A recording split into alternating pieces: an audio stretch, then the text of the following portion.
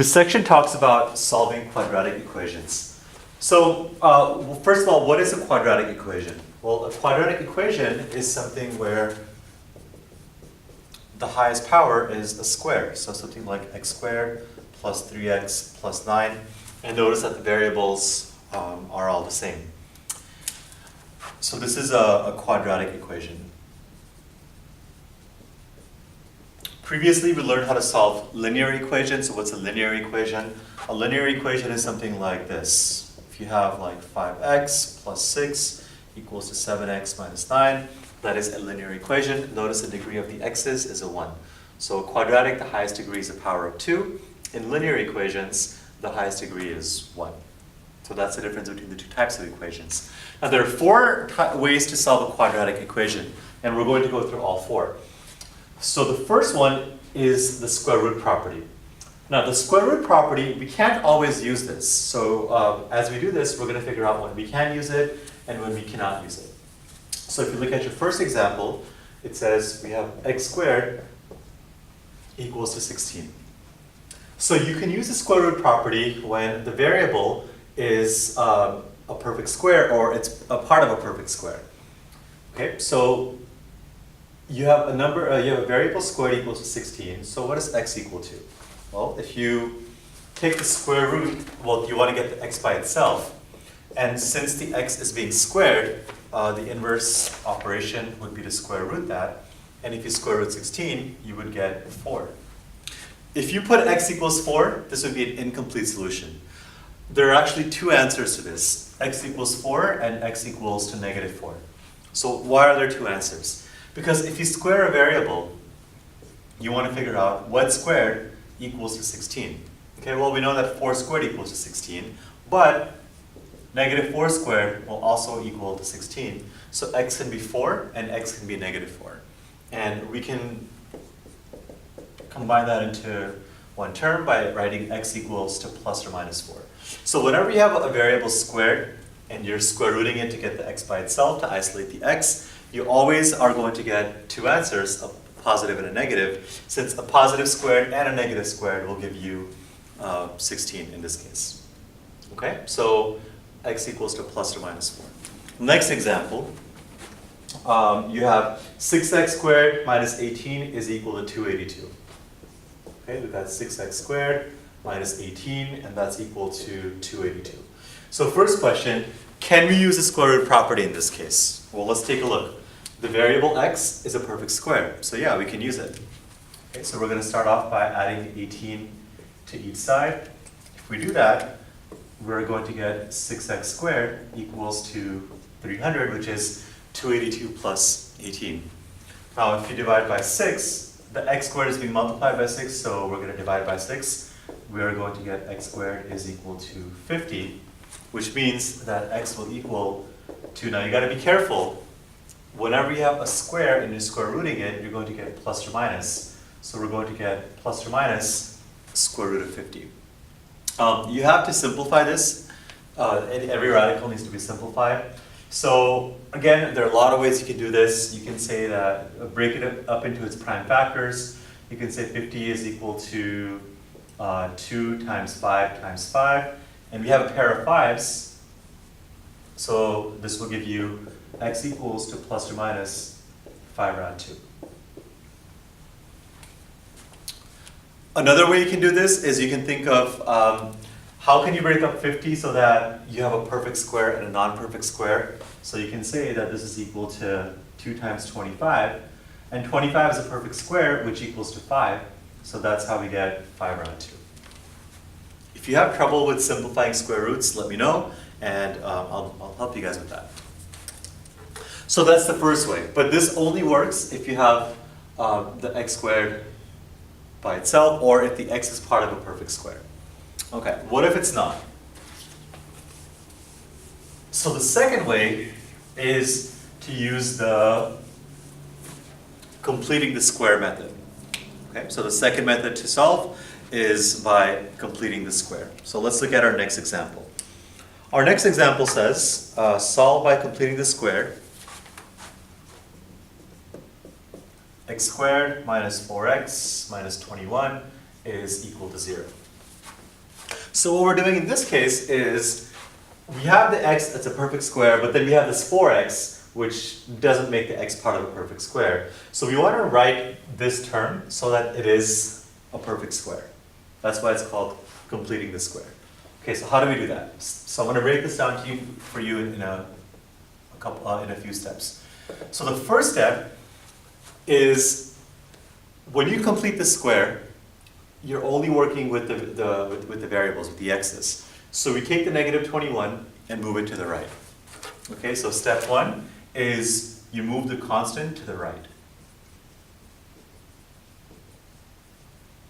Or the other side. In this case, it's the right, but whatever the other side is. Okay, so in this case, we add 21 to each side, do plus 21 plus 21, and we get x squared minus 4x equals to 21. The reason we do this is because when you complete a square, we need to find this magic number that's going to make the left side into a perfect square, so that spot has to be empty. All right, now how do you find that magic number? So in step two, we find the number that completes the square on the left side by doing the following. You take the middle term, which is b, you divide it by 2, and you square that. Okay, so this will give you, your b value is -4, you divide that by 2, and you square it. So -4 divided by 2 is -2, and -2 squared equals to 4. So the magic number that's going to help us complete the square on the left side is equal to 4, which means we add 4 to the left side. But in an equation, whatever you add to one side, you must add to the other side as well. So to balance the equation, we're going to add a 4 to the right side. Okay, now let's simplify this. In step 3. The whole point of completing a square is now we have a term that's factorable. Okay, so think about factoring. You want to find two numbers that multiply to be 4, add to be -4. Those are -2 and -2. So we can rewrite x squared minus 4x plus 4. We can rewrite this as x minus 2 times x minus 2. Because you got two numbers that multiply to be +4, add to be -4. That's -2 and -2. And on the right side, we got 21 plus 4, which is 25. Okay, if you simplify this a little bit more, x minus 2 times x minus 2, you can write that as x minus 2 squared equals to 25. Now look what happens. This is part of a perfect square. The variable x is part of a perfect square. So we can do what we did in step 1. We can now use the square root property. So we're going to take the square root of the left side and take the square root of the right side. All right, so what happens? We get x minus 2 equals, if you take the square root of 25, don't forget you're going to get a plus or minus 5 because you're taking a variable and you're squaring it, so when you square root that, you get a plus or minus. Okay, so what does that mean? That means x minus 2 equals to +5 and x minus 2 equals to -5. Sorry, I'm running out of space here. So if you solve for x, we get x equals to +7, and we get x equals to -3.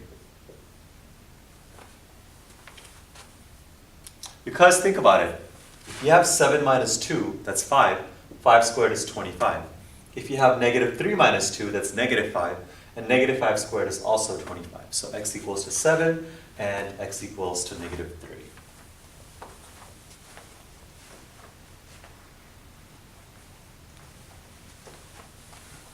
Okay? Let's see another example of this. So we're still on method 2, which is completing the square, but we have a different example.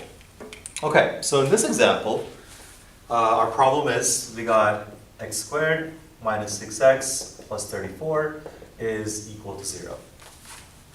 All right, so first of all, this is not a perfect square. Okay, so to make this into a perfect square, we need the spot blank. That way we can add the magic number in there. That's going to make this into a perfect square. So our first step, step 1, we take the 34 and we move it to the right. So we subtract 34 from each side. So what do we get? We get x squared minus 6x is equal to negative 34. Okay, in step 2, we need to find the magic number that is going to make this into a perfect square. So how do we do that? We use b over 2 squared to complete the square. So the value of b in this case is negative 6. So we have negative 6 over 2 squared, which is negative 3 squared, which is positive 9. Okay, so our magic number that we need is positive 9. So we're going to add 9 to this side, and we're going to add 9 to this side. Why is 9 the magic number? Well, think about it. You need two numbers that multiply to be negative 6. Those are negative 3 and negative 3. Or sorry, you want two numbers that add to be negative 6. Those are negative 3 and negative 3, and they multiply to be 9, which is why we have to have 9 there. All right, so in step 3, we are going to factor this quadratic. So the two numbers that add to be negative 6, multiply to be 9, are going to be x minus 3 times x minus 3. And on the right side, we got negative 34 plus 9, which is negative 25. Okay, on the left side, we're going to simplify this a little bit more. This gives you x minus 3 squared equals to negative 25.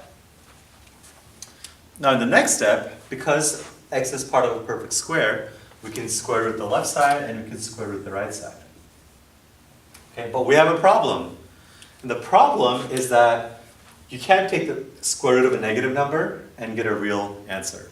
This is an imaginary value, which we're going to talk about in the next lesson.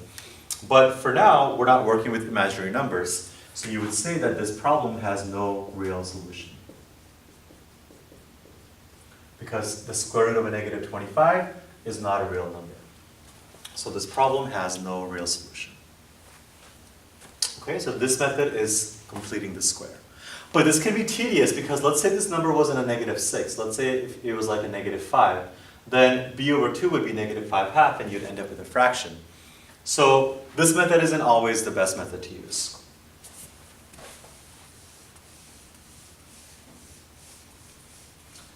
In our next video, we're going to talk about factoring and the quadratic formula. And these are the two most commonly used methods when you are solving a quadratic equation.